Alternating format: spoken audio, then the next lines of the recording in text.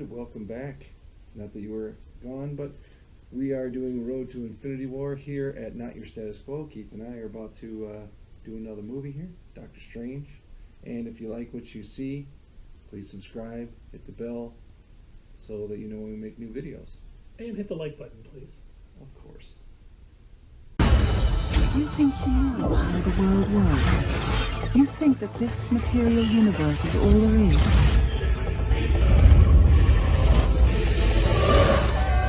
What is real? What mysteries lie beyond the reach of your senses? At the root of existence, mind and matter meet. Thoughts shape reality.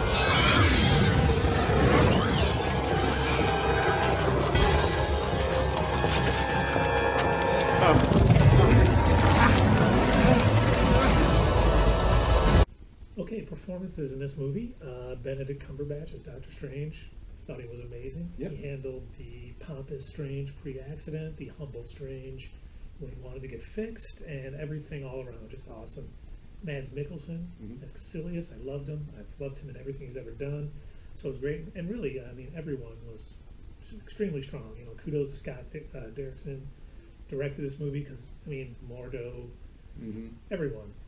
The guy who played Mordo, I just cannot pronounce his name. I can't either. That's why I refuse to say it. But he did an excellent job. I've seen him in other things. He was in, 12 Years a Slave with Benedict Cumberbatch there as well. Excellent job by Rachel McAdams. She was great. I don't see a bad performance.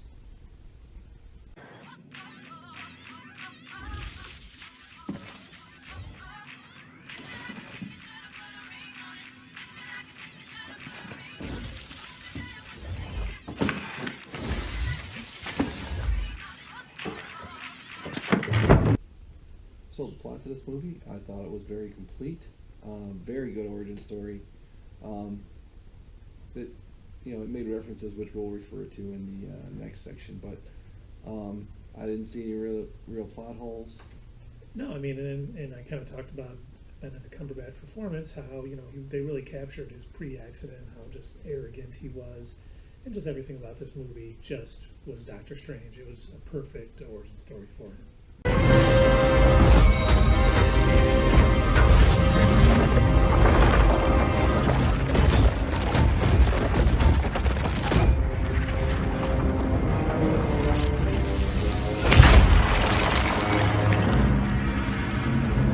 It's true. She does draw power from the dark dimension. Other items of note from Doctor Strange, we got a lot of sort of relics in this movie. We got the Staff of the Living Tribunal, which we know is one of the cosmic characters in the Marvel Universe. We got the vaulting boots of Baltor, which, when you see the Infinity War trailer, you see Star-Lord hopping off those platforms that Doctor Strange is making. I wonder if he's using those boots. We see the black, at least it looks like the Black Knight's helmet in the Sanctum Sanctorum are in there. Not the Dark Knight. Not the Dark Knight, the Black Knight, yes. Not Batman. He is not in the Marvel Universe, unfortunately. We see an axe in the comics. The astral surgery that was performed was from the comics, that Brazier, that he was showing to Caecilius, that he's like, you don't even know how to use that. Eric Masterson used it as Thunderstrike to enter Mephisto's realm unharmed. Just tons of amazing comic book references in this movie. And he's like, Mr. He goes, it's Doctor, actually. Mr. Doctor. The way he And he's delivered like, that Strange. line. Yeah, Strange. Who might have judged? Yeah.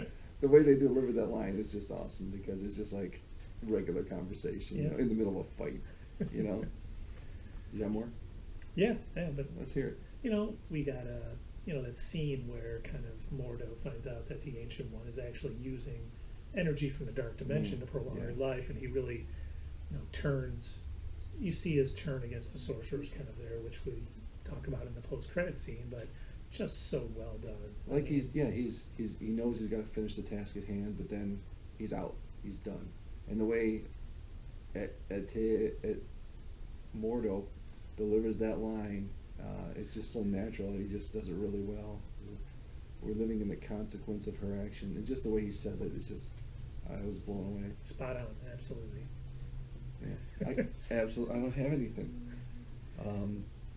You know, we also, I loved when he hands him that sheet of paper when he first gets there. He's like, "What is this, my mantra?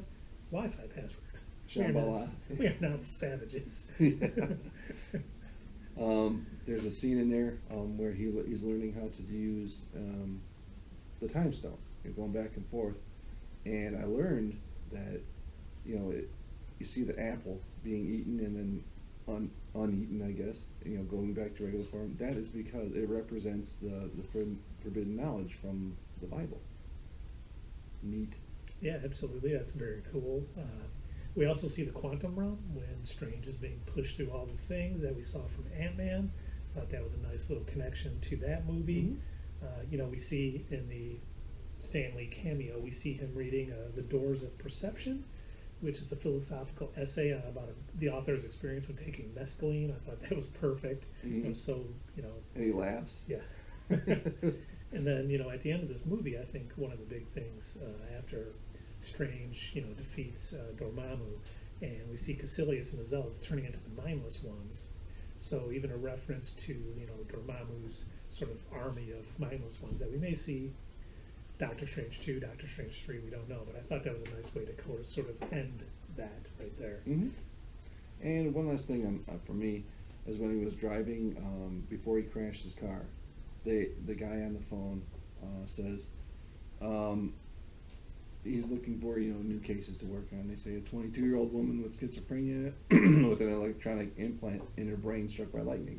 That's a reference to Miss America, which was Timely Comics. Before Marvel took him over, she was a character from Timely Comics, but we also do have a current Miss America, America Chavez, I think her name is. Yes. Yes, so it could be a reference to her, at least setting her up for future Marvel movies, which would be awesome.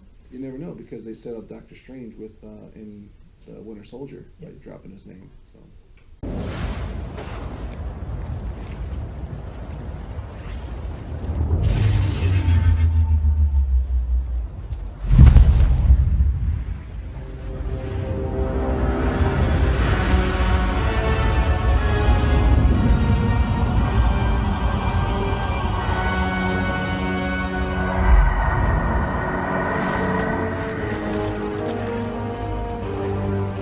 Dormammu, I've come to bargain. You've come to die. Your world is now my world. Hate all worlds.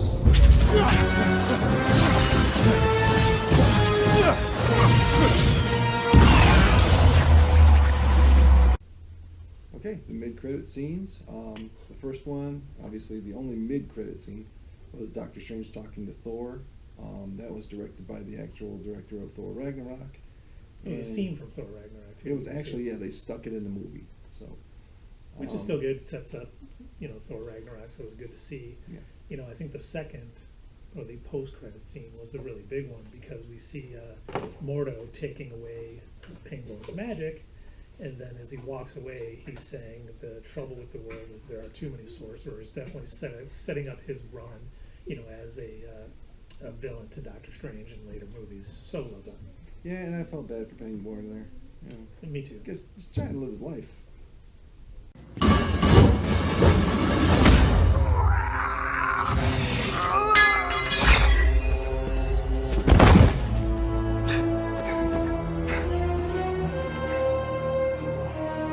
Why are you doing this? Because I see at long last what's wrong with the world.